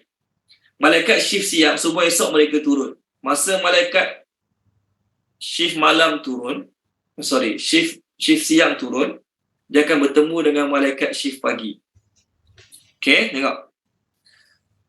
Dan Allah menanyakan kepada mereka, Allah tanyalah malaikat yang naik ni, yang habis shift naik jumpa Allah tadi, sedangkan Allah Maha mengetahui. Allah tanya, masa kamu tinggalkan hamba-hambaku tadi, mereka buat apa? Maka mereka jawab, semasa kami datang mereka semalam, mereka sedang solat. Dan masa kami tinggalkan mereka pun, mereka sedang solat juga. Maka Allah pun berbangga kepada malaikat dengan mengatakan, Qala inni a'lamu ma la ta'lamun. Kan aku dah cakap, aku tahu apa kamu tak tahu. Dulu masa aku nak buat manusia, masa aku nak ciptakan manusia, kamu dok kata, kenapa nak buat orang yang sering menumpahkan darah, membunuh, buat kerosakan? Maka Allah jawab pada malaikat, aku tahu, apa kamu tak tahu? Apa dia? Ya, memang ramai manusia suka buat kerosakan. Tapi masih ada hamba-hambaku yang semayang. Tengok, dia naik semalam, hamba aku tengah semayang. Dia turun semalam, hamba aku tengah semayang. Tu, aku kata, aku tahu apa yang mereka tak tahu tu. Jadi kita yang buat kebaikan, solat subuh, berjemaah, solat maghrib, isyak dan sebagainya, kita dibanggakan oleh Allah Ta'ala di hadapan para malaikat. Okey, jadi sifat malaikat pertama, hafizin. Maksud hafizin kat sini, jaga. Jaga untuk tulis apa yang kita buat. Okey. 44 mungkin itulah 4 malam 4 siang tu lah kot. Jadi 44. Wallahu a'lam. 4 malam 4 siang jadi 8 tu Haji Zahiri. Itu tak jadi 44. Dia ambil nombor ya, dia ambil nombor 4 so 44 lah. 44 siang 4 malam 44. Jadi kena jaga malaikat 4/4 boleh. Kalau 44 dia jadi lain pula. Malaikat 4/4 boleh lah kalau ikut hadis tadi. Okey. Wallahu a'lam. Okey, malaikat tu sifat dia apa dia? Kalau baca dia, Puan Amirah boleh? Bukan nama dia Raqib dan Atid. Raqib dan Atid tu sifat dia. Surah apa ya saya nak sebut? Surah Qaf. Puan Amirah telah baca Puan Amirah surah Qaf? Buku surat berapa Ustaz? Sekejap. Saya pun tak jumpa buku surat ni. 519. 519 ayat 17 ayat 18. 519 ayat 17 ayat 18. 18. Auzubillahi minasyaitonirrajim. Ingatlah ketika 2 malaikat mencatat, iaitu perbuatannya. Yang satu duduk di sebelah kanan dan yang lain di sebelah kiri. Tidak ada suatu kata yang diucapkannya, melainkan ada di sisinya malaikat pengawas yang selalu siap mencatat. Terima kasih Puan Amirah. Ni, malaikat tu bukan nama dia Raqib, bukan nama dia Atid. Sifat dia tu. Seorang je ke Raqib dan Atid? Ramailah. Setiap kita ada kita punya Raqib dan Atid kita masing-masing. 4 tadilah, 4 siang 4 malam tu tadi. Setiap kita ada kita punya Raqib, itu malaikat yang sentiasa observe kita. Atid ready to record pemutih terjemah. Setiap malaikat ada. Okay, jadi malaikat ada 4M. Tajuk kita malam ni ada 4M. M pertama menjaga. M kedua mulia, tak masuk lagi. M ketiga menulis. M keempat mengetahui. Okey, minggu depan kita bincang. Jadi oleh kerana malaikat sentiasa ada kat kita ni, betul kan? Malaikat duduk seumur dengan kita ni. Maka Nabi sebut dalam sebuah hadis, Nabi larang kita daripada bertelanjang, tidak memakai pakaian. Jadi hadis ini saya akan share minggu depan. Nabi kata apa? Hadis ini daripada Abu Bakar Al-Bazzar. Nabi kata, Innallaha yanhaakum anit ta'arri. Allah melarang kamu bertelanjang, tak pakai pakaian. Fastahyu min malaikatillahi alladhina ma'akum. Maka kamu kena rasa malu lah dengan malaikat-malaikat Allah yang sentiasa bersama kamu. al-kiramal katibin, yang mulia yang sentiasa mencatat perbuatan kamu. La yufariqunakum illa inda thalasin. Malaikat-malaikat ni akan sentiasa duduk bersama dengan kamu kecuali 3 waktu je dia tak duduk dengan kita. Pertama, al-ghaid, sedang buang air. Kita sedang buang air besar, buang air kecil, dia tak ada bersama kita. Yang kedua, junub. Maksud junub tu sedang jimat. Yang ketiga, al-ghusl, mandi. Oh, kalau macam tu sedang buang air, sedang jimat, sedang mandi, boleh buat dosa, dia tak catat. Tak, bukan catat maksudnya. Okey. Fa'idha ghatasala ahadukum, maksud oleh kerana itulah apabila kamu mandi, Nabi kata ni, apabila kamu mandi, maka di kawasan lapang, apabila kamu mandi di kawasan lapang, falyastatir bi thawbi, maka hendaklah dia buat cover dengan pakaian dia. Au bi jurmi haitin, ataupun mandilah sebalik dinding ke balik pokok ke, au bi ba'irihi, ataupun berlindunglah di sebalik unta dia. Maksudnya, kalau tempat tak ada orang pun, tempat tak ada orang ni, jomlah buka baju, buka seluar, tak ada orang nampak, jangan. Malulah sikit kat malaikat yang ada bersama kamu. Itu kata-kata Nabi. Boleh? Itu minggu depan kita bincang sikit lagi insya-Allah. Kita berhenti sini dulu. Dah 10.30, kita berhenti sini dulu. Ya. Kita sama minggu depan insya-Allah. Apa yang baik daripada Allah SWT, apa yang tak baik daripada kelemahan, kekurangan saya, minta maaf, mohon maaf kalau ada salah silap ketika menyampaikan, mungkin ada terguna perkataan yang tak sesuai. Saya minta maaf pada tuan-tuan, minta kepada Allah Subhanahu Wa Taala. Bismillahirrahmanirrahim. Subhanallah wa bihamdihi, subhanakallahumma bihamdika, asyhadu an la ilaha illa anta, astaghfiruka wa atubu ilaik. Amin. Allahumma zayyinna bi zinatil Qur'an wa akrimna bi karamatil Qur'an wa syarifna bi syarafatil Qur'an wa adkhilna al-jannata bi syafa'atil Qur'an. Ya dzal fadli wal ihsan. Allahumma inna nas'aluka ilman nafi'a wa rizqan wasi'a wa rizqan mubarakan wa amalan mutaqabbala. Allahumma anfa'na bima 'allamtana wa 'allimna ma yanfa'una wa zidna ilma walhamdulillahi rabbil alamin. Terima kasih banyak semua. Assalamualaikum. Selamat malam. Waalaikumsalam. Sama-sama. Waalaikumsalam. Sama-sama.